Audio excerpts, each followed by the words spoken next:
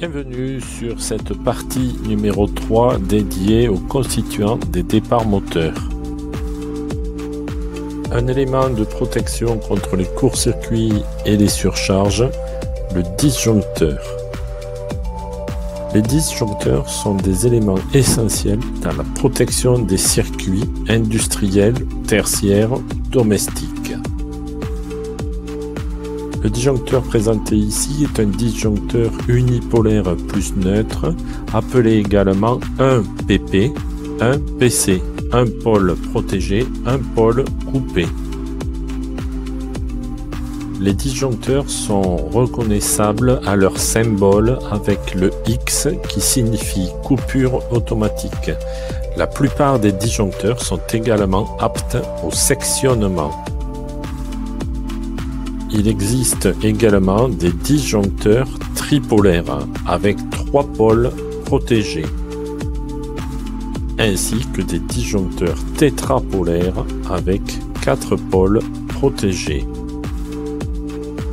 Les disjoncteurs destinés à la protection contre les surcharges et les courts-circuits sont composés d'un déclencheur magnétique pour la protection contre les courts-circuits et d'un déclencheur thermique.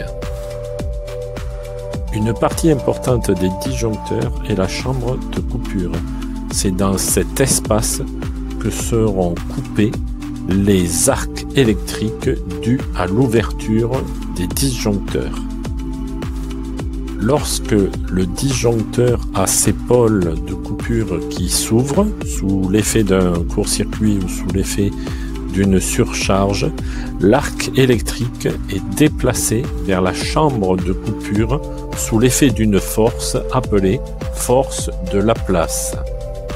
Cet arc électrique important lors d'un court-circuit sera projeté sur des languettes d'acier cuivré appelées déions. De par leur constitution, ces déions vont fragmenter l'arc électrique afin de l'allonger. Cela permettra d'éteindre l'arc électrique à l'intérieur de la chambre de coupure. De plus, durant l'augmentation de la température due au passage de l'arc électrique le long des joues du disjoncteur, celles-ci vont libérer un gaz qui va contribuer à la désionisation de l'air, c'est-à-dire à l'extinction de l'arc électrique.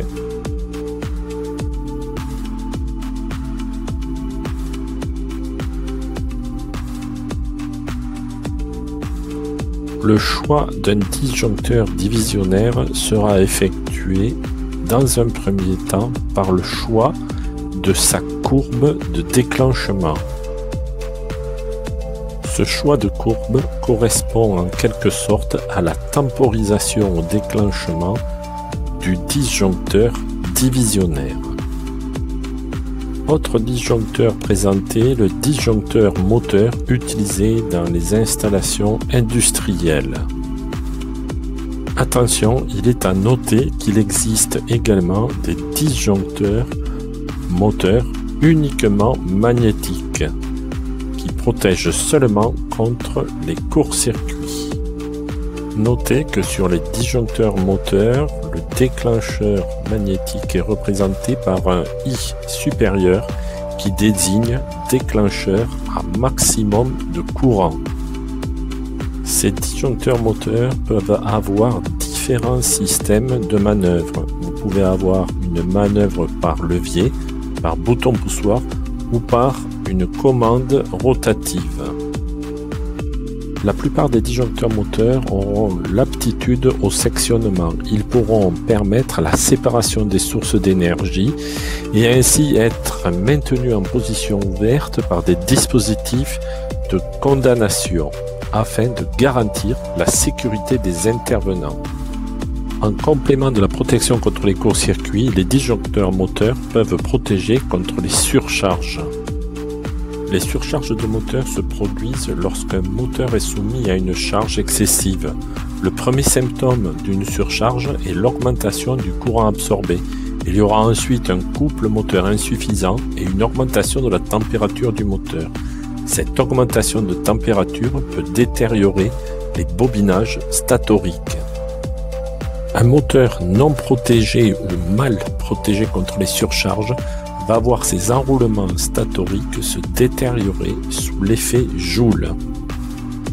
Les systèmes de pompage type sprinkler destinés à la lutte contre l'incendie ne mettent pas en jeu la protection contre les surcharges des moteurs entraînant les pompes.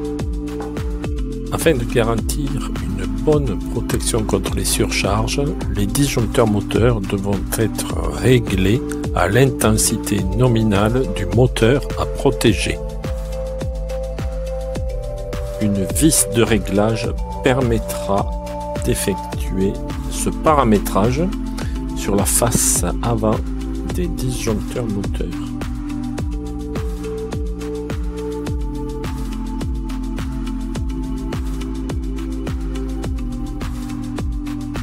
Prenons cet exemple d'un moteur Leroy Sommeur de puissance 7,5 kW.